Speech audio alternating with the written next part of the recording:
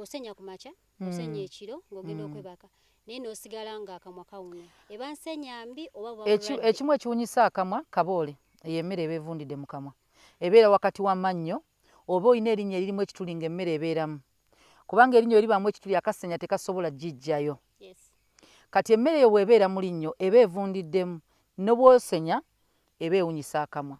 Ebalala nti kaboole akwatira mu bibuno olina muno mu biyita so kaboole yo si mwangu kugjamu okuggyako ng'ogenze mu ddwaliro dentist ne bamugjamu bulungi nnyo ebibuno ne biddamu. Kati ekireeta ebibuno okuba nga bisobola okutereka kaboole bakiyita ku receding waliwo ebibuno ebiva ku mannyo obusenya obugumu abamu bagula obusenya nga bwaba smokers. Nedda akagumu ako kakola kayera erinnyo lyo.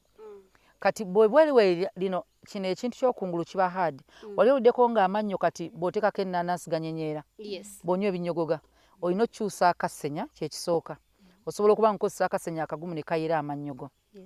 Naye ebibuno bino kasita buli lw'okola bwe bati akasenya kasobola okuba nga keera ekibuno kino kakisitula ne kicreatinga space kaboole n'agendamu. Then ekirala toothpick. Toothpick zaffe zonna ezisinga ze tugula nnene okusinga gaapu z'amannyo gaffe. Bwe ziba nnene nga wakwatiddewo akanyama oyagala okanyige kaveewo oba wansi w'ekibuno wano toothpick etandika okuseseetula buli lw'okikola bw'okikola ogenda akagaapu kalinga akeeyongera n'ekibuno wano wojja nga kitandika okuba nga wagaziwa kati space eyo neyeeyongera. Kyova olaba waliwo bwe bayita bu floss kaba kawuzi kaba thin kasobola oyita wakati w'erinnyo nga tekayonoonye kibuno. Toothpick buli wogirayo bati wakati osobola okukona kano akantu k'ekibuno ne kakka. So emmere bw'eba ekwatidde mu kituli esobola okuwunyisa akamwa.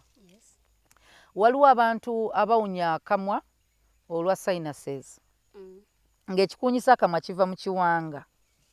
Eno mu kiwanga waliyo gye tunayita ng'eminyira egiba givundiddeyo.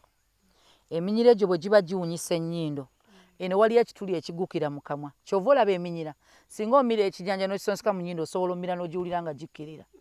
Wali omizeeko ku minyira Janaati? Rema wali omizeeko ku minyira ate gundi lini? Kitegeeza waliwo ekituli ekigguka mu mumiro. Wali olabye abasawo abajjanjaba ennyindo be bajjanjaba akamwa omumiro n'amatu ebyo ebitundu bikwatagana. So ojja sanga ENT kati ojja sanga nga ekiri mu kiwanga ze tuyita sinuses ezo hollow their spaces ziri hollow ezo space ekimu ku mulimu gwakyo mulimu sound vibration nga bw'oyogera naye eminyira gendera omuntu bw'aba alina sinuses enjogera ekyuka bagamba abogerera mu nnyindo. Kati bw'oba nga zirwadde ziyina ozzaala eminyira egirongoose ennyindo zaffe n'ekiwanga.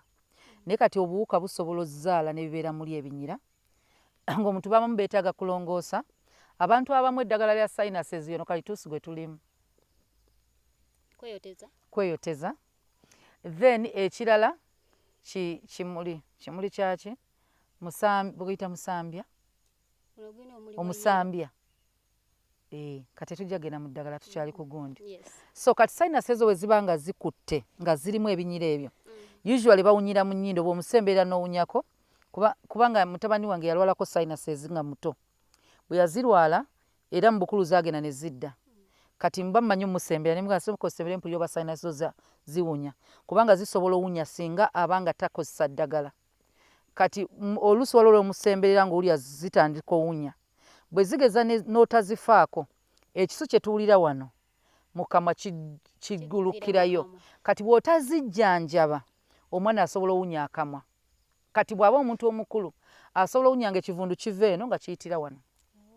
So wano n'osenya wonna wonna naye nga okyawunya akamwa. Ensonga endala eva mu lubuto. Kati olubuto lwaffe lwewunyisa tuyina gye tuyita septic tank emabega bagiyita batya nnyabo biology bannange omusulo guterekebwa mu bladder namba 2 aterekebwawa akabi ne babbatox mabega tuyinayo rectum anasi efulumya katulinayo rectum etereka eringa septic tank yaffe rectum. So tulina mu mubiri gye tuyita septic tank nti bw'oba omubiri gwaffe byonna byonna bye tuli oba bye tuyingiza oba ddagala oba ki waliwo ebirina ofuluma nga excretion tuzeeyo mu biology ebifulumisa omubiri nga tegubyetaaga ebimu bifulumira mu ntuuyo kye tuyita sweating ebirala bifulumira mu musulo ebya solid ne bifulumira oba semi solid ne bifulumira mu kye tuyita number 2 oba feces. Kati omusulo buli lw'owulira nga omusulo gukuluma kitegeeza akawago kali mu kunotifying oba obwongo nti wajjudde oba kugenda kujjula genda ofuuyise tuggyemu ogulimu kubanga buli omubiri gwe gusengejja ebivuyo n'ebyamazzi bidda mu kawago kye tuyita bladder. Ensigo zirongoosa then ne ziyiwa mu bladder kati gwe n'ogenda n'ofuuyisa. Kati emabega rectum yo bwejjula kyova owulira ng'oyagala kukola number 2 eba ejjudde era omuntu afuuyisa buli ssaawa kitegeeza waliwo problem ne bladder ye either ayina infection oba ndwadde nga ndwadde endala yonna yonna maso zaayo bazaalwala nga tezikyakwata bulungi musulo so guyita mu buyisi naye rectum eyo erimu nakutereka for a period of time. Yes. Ogenda obijjemu tugese septic tank zaffe ezawaka emmotoka nejja nenuunamu kazambi buli lwerwawo okunuunamu ewunya ewaka ali owulidde nga wazza septic tank ewunya ekireetera okuwunya nti wajjudde byetaaga fuluma. Kati waliyo abantu abamu abasiba number 2 najja namusiba kati natandika n'ozzaala omukka wali olabye ojja obikka ekintu ekivunze okibikula owulire omukka ogukivaamu kati n'osanga ng'omuntu olubuto luzadde omukka nga yeetaaga kufuuwa simanyi mu Luganda kigambo kiriyo nga yeetaaga kuyisa kakka kye tuyita farting mu Luzungu n'agaana era bw'agaana oguwulira nga gwagala fuluma n'ogamba sijja either oli mu bantu n'ogamba wano wendi kati essaawa zino we tutudde mwena temusobola kkata waliwo asobola naye ng'abasawo bagamba bw'oba okawulidde kate naye olina okuba ate n'empisa wadde abasawo bagamba obaamu n'obuntu bulamu nti banno b'oli nabo basaasire. So kati ojja ssanga ogwo omukka bwe gutuuka n'ogaana okuguta gunoonya escape. Yes. Kati bwe guba wansi tegufulumye gwambuka abamu baguleka ne gudda mu lubuto bwe gudda mu lubuto abamu mu lubuto tegulina gufulumira ne gwambuka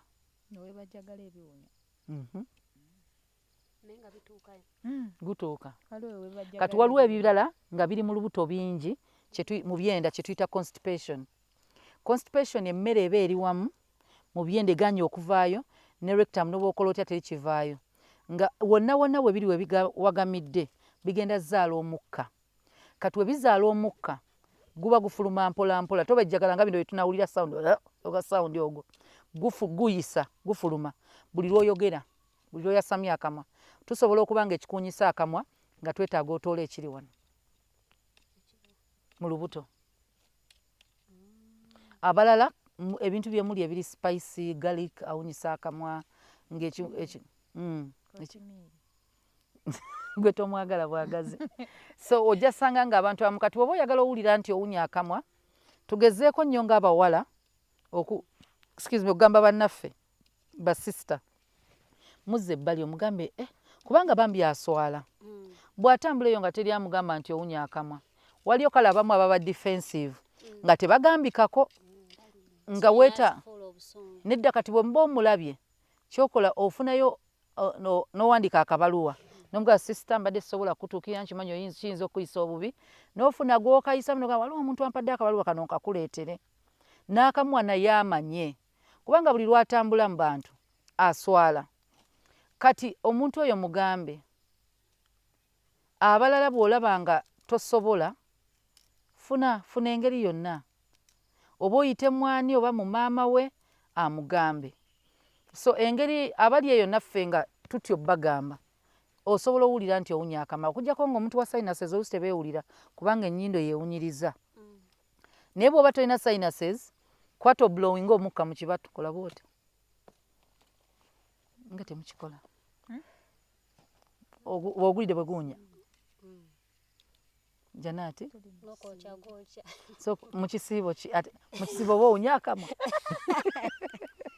so oblowing omuka mu kibatu n'ogulira nga guwunya so osobola otegeera nti owunya bwoti akamwa abala kati Janati yagedde ku kyekisiibo gy'okoma okusirika n'okuwunya akamwa buli gy'okoma okusirika ng'olowooza nti mpunya akamwa kansirike kati ate jjukira buli lw'oyogera empewo eneefuluma neeyingira kati osirika era abantu abasinga mu kisiibo lwaki bawunya akamwa abamu kusirika ekyokubiri kabeera dry amalusu gano makulu nnyo akamwa akali dry bw'oba osiibye tolina olusi byonywa kyobola bw'osibuluka weetaaga amazzi you need to be hydrated onywa amazzi oleke akamwa kaleke kkala ojja wunya akamwa so kyenyina okugamba nti ensonga ezimu endala tujja buuza abasawo naye ng'ezisinga zezo ezimu ziri medical era zeezo nti amannyo geetaaga olongoosa bagamba dentist wandimukyalidde omulundi gumu mwaka ne bakeberako akamwako ne balaba ebibuno bwe biryokke byatambula oba olinamu ekituli mannyo kubanga tuba n'ebituli mannyo